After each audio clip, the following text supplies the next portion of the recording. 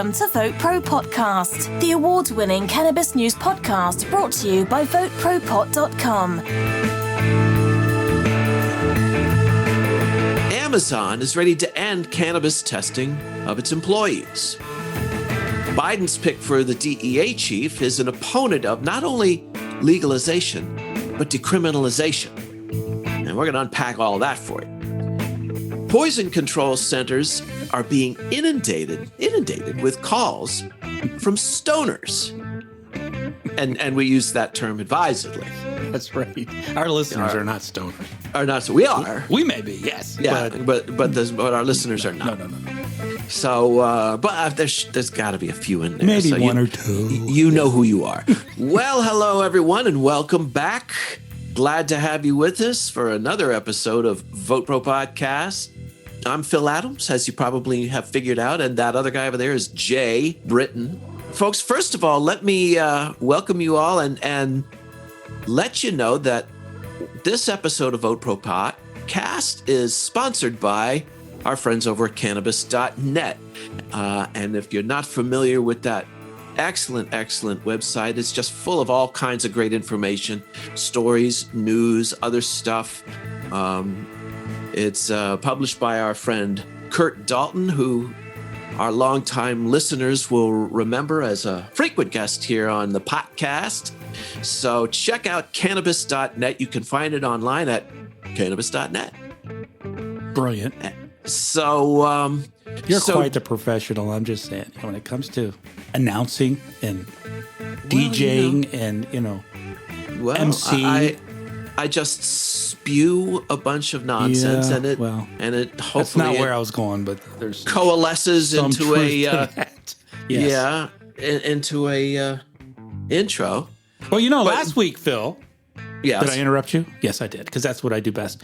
Last week we brought to the I should say the week before, because last week we played a replay. But last week I brought to the attention of our listeners your fine book, Blood of the Summoned, and the fact that you now have it out as an audio podcast, a serial, if you will, which I've been staying up with. I've been listening. It's a lot of fun. And Season 1, which are 10 episodes? 10 episodes. Yeah. And it is a lot of fun to listen to. If you enjoy that kind of thing, dramatic podcast. I listen to I listen to podcasts all the time. I say I listen to podcasts more than I watch TV. I'm a podcast nerd. I love this stuff. That's becoming a trend. Yeah, I really enjoy people it. Still love their TV, but they stream TV and they stream podcasts. It's all kind of the same. Yeah, I'll put it on in the background and just listen to the science ones, and there's one about dinosaurs I love, and there's all kinds of shit. I love the real crime stuff. Yeah. Anyway, back to my point. We have a little clip. We have a clip, a little 1-minute clip of a portion of the book, and if it's totally cool with you, dude, I'm going to play it for the listeners. Well, yes, please. I think that would be wonderful. Would it be all right if I set it up a little bit? Yeah, set it up, man. Tell us what we're listening to. Okay, so basically what's going on with this is back in Anglo-Saxon England, the king is on his deathbed. There is rebellion brewing in the north. There are the Normans preparing to invade from the south. And a ancient evil has awakened in the British Isles and is wreaking havoc and causing a lot of nastiness. And one of our heroine is Molly, who is a caretaker for a young boy. And this scene takes place in the night when she is looking after this young lad. So here we go. Molly peered into the privy and did not see him. Odie! When he did not answer, she pushed the door open to find it empty, and panic gripped her. Odie, where are you? The moonlight threw a long shadow on the far side of the privy. Molly stepped around and saw a small foot poking out from the shadow. No! Oh, please, no! Her heart cleaved in two when she saw the body. It was him. It was her sweet Odie lying still on the ground. She screamed. Oh, no! Odie! Molly took the boy's head in her hands and propped it up. Odie, wake up! Wake up, Dodo! Please, wake up! Please! Please! When she realized he would not wake, she collapsed in sobs that seemed to rip her insides out. She cradled his head and said her deepest, most desperate prayer. When she was done, she opened her eyes and saw a deep slice on his throat and wondered why he was not lying in a puddle of blood. Suddenly, she was on her feet again, looking around for the one who did this, knowing in her heart that it could only be one person. "How was the party tonight?" came Wulfric's voice from the shadow. Oh. Yeah. Shit, dude, that's intense. Anyway, yeah, tell people where they can go listen to that and find it. Well, has Apple found it yet? That's those son of bitches? No, it's soon to be available on Apple Podcasts, but there is a trending issue with Apple Podcasts that I'm hearing more and more about. Yeah. They switched to a new platform, and it's causing them no end of grief, apparently. And I can't get mine to be submitted. But in the meantime, Blood of the Summit is available on Spotify, Google Podcasts, Amazon, Stitcher, iHeart, Pandora, and a number of other wherever you get your podcasts. Wherever you get your podcasts. Except Apple for now. Except freaking Apple. So, Deezer couldn't have been the one to have the problem. No offense to Deezer, but who the hell listens to that? Well, thank you, Jay, for that shameless plug. Shameless plug. We got lots of those coming up. So, yeah. Yes. So, what's going on, man? Ann Milgram is President Biden's pick to head up the Drug Enforcement Administration. Right. Now, this is a woman who was formerly the Attorney General in New Jersey. And she was on record back then as saying, I would not support decriminalizing marijuana. So let's set the scene a little bit. Yeah, there are leaders in Congress, Schumer and a couple of others, who are trying to not decriminalize, but legalize cannabis. Big difference, yeah. Right. Remove it from Schedule I and end the federal prohibition. Okay. So there's Schumer, Ron Wyden, and Cory Booker of New Jersey. Joe Biden, meanwhile, and now his Vice President Kamala Harris, are on record as supporting decriminalization, expungement, and rescheduling. And now Biden has nominated Ann Milgram to head up the Drug Enforcement Administration, and she is an anti-weeder? She is a champion of the war on drugs. That's crazy. Or I wouldn't say it. No, that's going way too far, actually. She is somebody who has gone on record as being opposed to not only decriminalization, or not only legalization, but decriminalization as well. And she's going to head up the Drug Enforcement Administration. And who gives her a ringing endorsement but New Jersey Senator Cory Booker? How does that make any sense? It doesn't. Well, I mean, they look at this as cannabis is a minor issue for the DEA. I mean, I don't see how that could be at this time, in these times. Hundreds of thousands of Americans are being incarcerated and incarcerated every year for simple possession. Right. Still. So how is that a small problem? Right. But why would Cory Booker back her? Just because she's from his state? Or well, that's what I'm thinking, and he's doing the political move, which, he's from the state and they know each other and they work together. And someone asked him, Senator Booker, what do you think of Ann Milgram? And, oh, she's great. Yeah. I love her. Oh, she's going to be fantastic. And maybe she is. Maybe she's good at a lot of things and a really talented woman, and she'll be good in the position. But you'd think Cory Booker would say something about her stance on cannabis, because that's one of his primary kind of, what's the word I'm looking for there? His platform, it's right. Part of his platform. That's a big part of his platform. And it's also quite possible that Ms. Milgram's views on decriminalization may have evolved. Okay. And if that's the case, we always welcome people evolving. Sure, absolutely.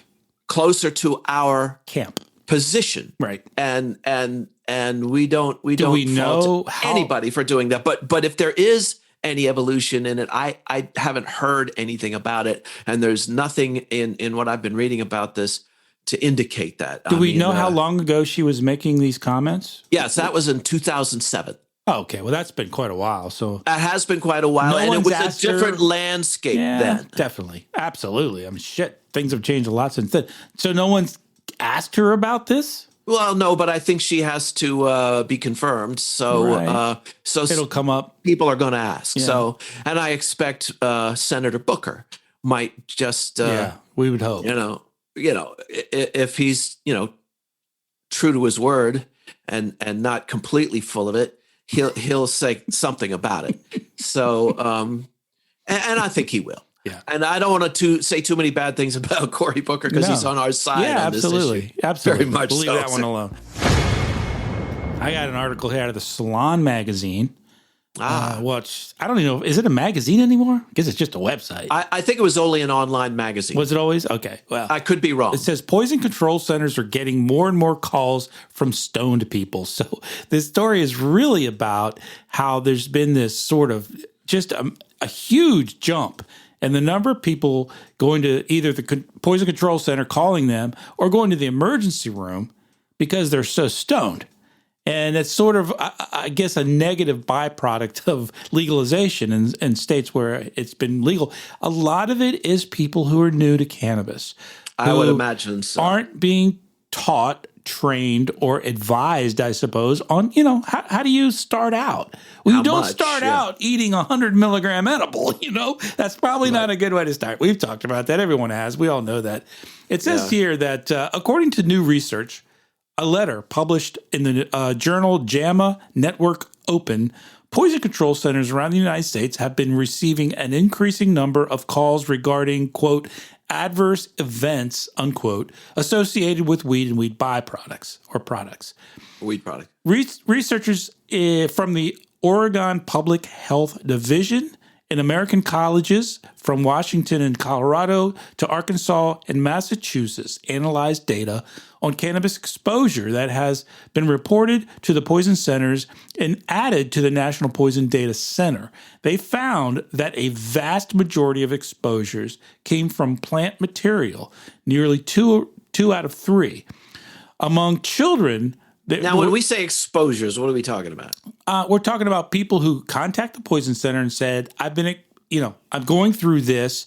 So that's an exposure. Okay. To cannabis. That's an exposure. Yeah. Okay. And of course, it's a very technical term that a lot of it is just people smoking too much weed, but most of it, I think, comes from people doing ingesting edibles. Ingesting edibles, exactly. Yeah. That's the thing. And of course, some of them, it's scary, are children. There have been a lot of children admitted to poison centers, to the ER, who got hold of their parents or their caretakers, edibles. And I mean, that can really screw a kid up and scare the shit out of the parents. But so anyway, I think it's interesting. And it's one of the negative sides of legalization. And it's there's no two ways about it. And we knew that all along. We knew it. And it's not a big deal because you know what? You're never going to die from it. But these people will be fine. They'll be fine. And the children included, but it'll scare the bejeebers out of them. And they'll have a really shitty night. That's right. I've eaten too much edibles once or twice by mistake, and then it is not pleasant. It is not at all fun. So that's a story in Salon, and they go on to give some stats and so forth. But the bottom line is, if you're a beginner, if you're just getting started, go slow, man. Go slow. Start with 5-10 milligrams if you're doing an edible. I remember that you did a story, a couple years ago on this show about Maureen Dowd.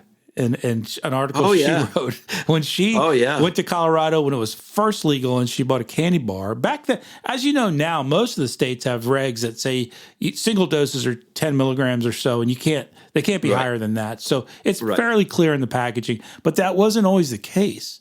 You could go buy a cookie that was 100 milligrams, and it might say somewhere on the wrapper, break this into pieces and don't eat the whole thing. Yeah, eat a third of a cookie. Right, yeah, but most people didn't read it, and they just said, a cookie. Well, who the hell eats a third of a cookie? Right. It's like that comedian said, who eats a third of a cookie? Right, and then candy bars, same way. Yeah, I'm getting high now. I got the munchies, and you're telling me that I'm looking at 2/3 of a cookie? I think Maureen Dowd ate like 100 milligram candy bar, and she said really? And she said she had, I don't remember. She was like in a fetal tuck. Right. I mean, she was in bad shape. And she hadn't had partaken in any cannabis in years and years since she was in college.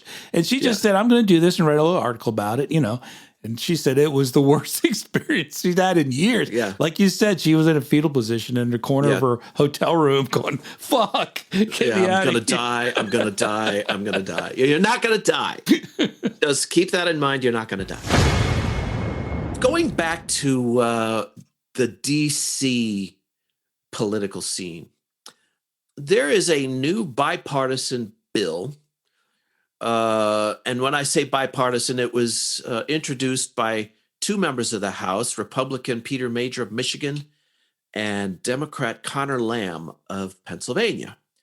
It's called the Fully Informed Veteran Act. And basically what it would do is allow Veterans Administration doctors to discuss with their veteran patients medical marijuana options. Now, in the past, anyone who was found to have been partaking in cannabis at all stood to lose their VA benefits, period. Right. They didn't mess around, man. They didn't mess around.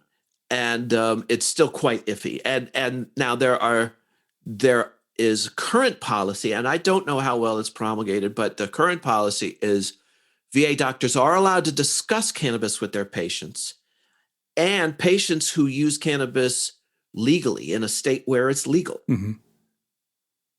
will probably are shielded from losing their VA benefits. So that's not a reason to lose your VA benefits now.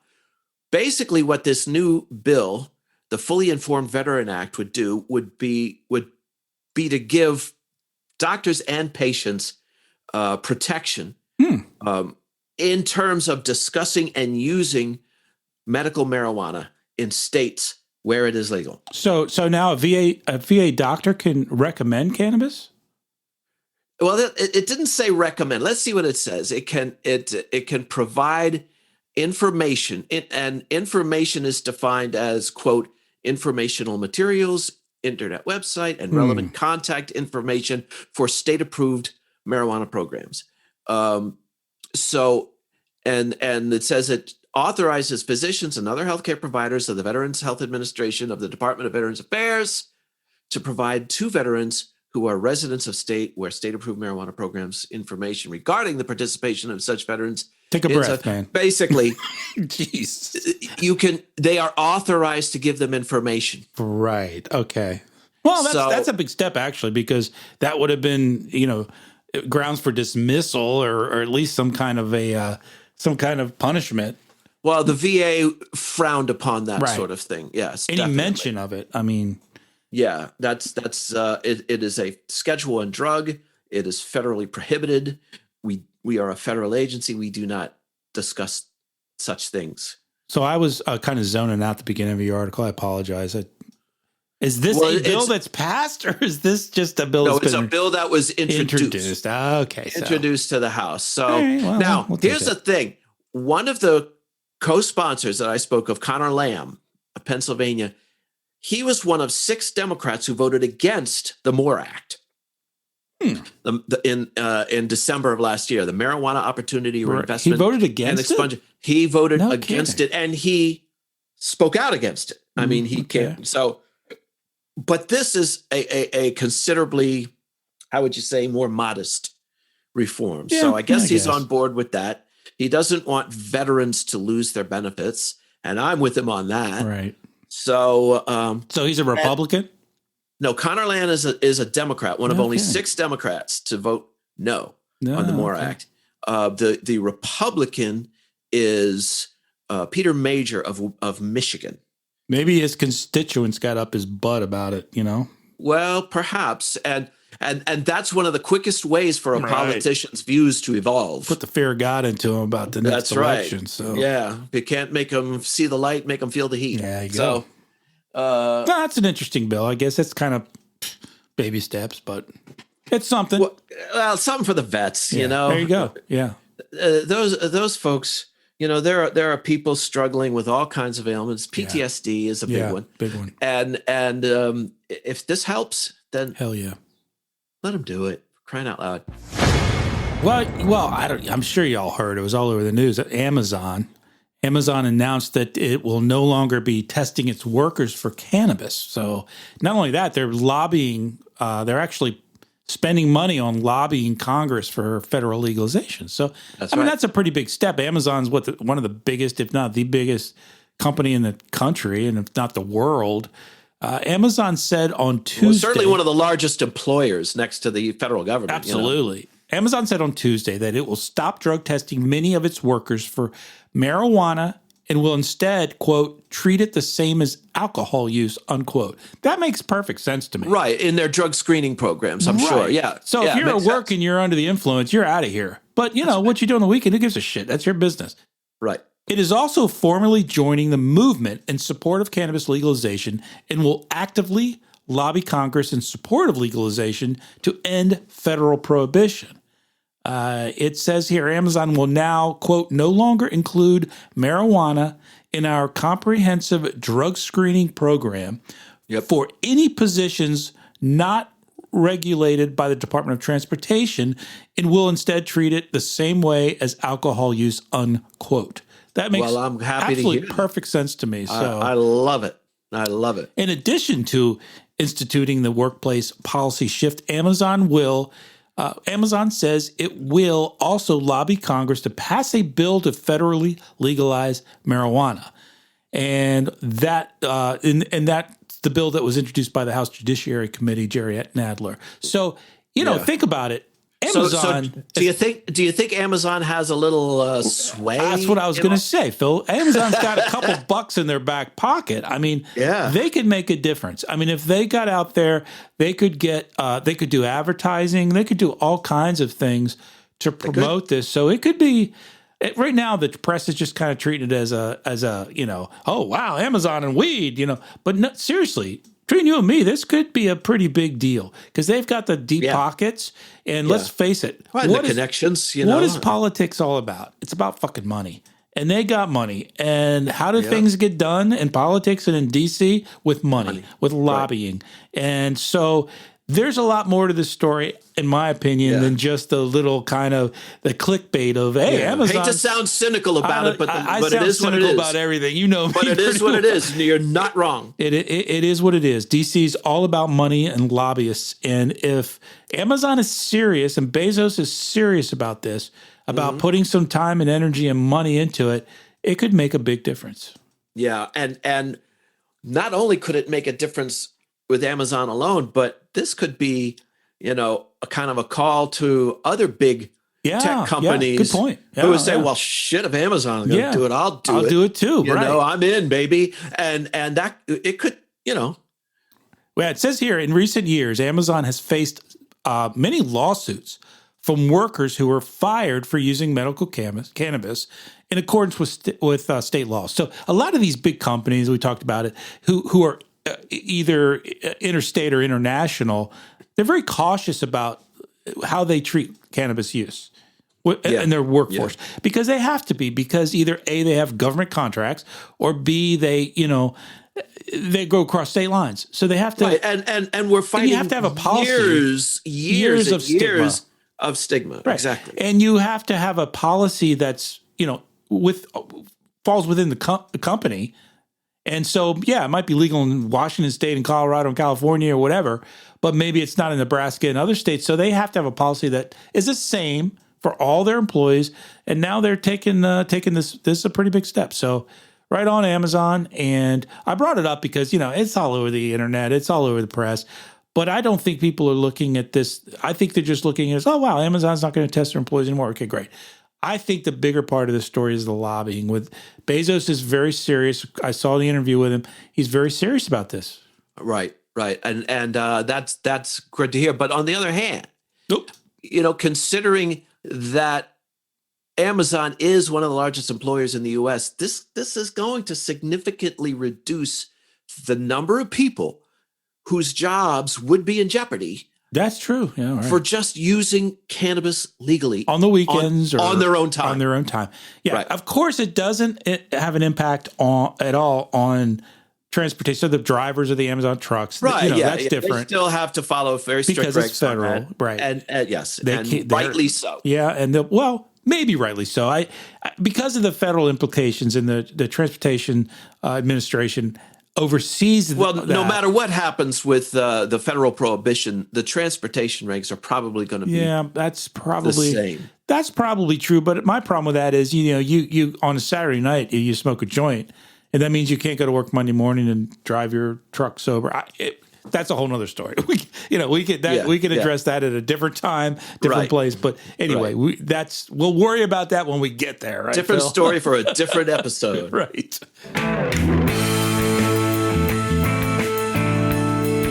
We're going to wrap it up. Wrap it, baby. And we're going to, first of all, thank you all for joining us today. We're always glad to know that we've got folks out there listening to us blathering on. So if you like what we all are blathered, then go on to Apple Podcasts, give us a 5-star rating, tell a friend or 2 or 3 about Vote Pro Podcast. Get in touch with us at VoteProPot.com. Contact us.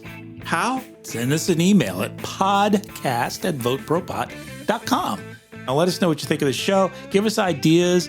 Tell us, maybe a story that we haven't covered or haven't heard about in your state. Or maybe a fact we got not quite right. That never happened. It hasn't happened so far. No, but, we're 99.971% correct.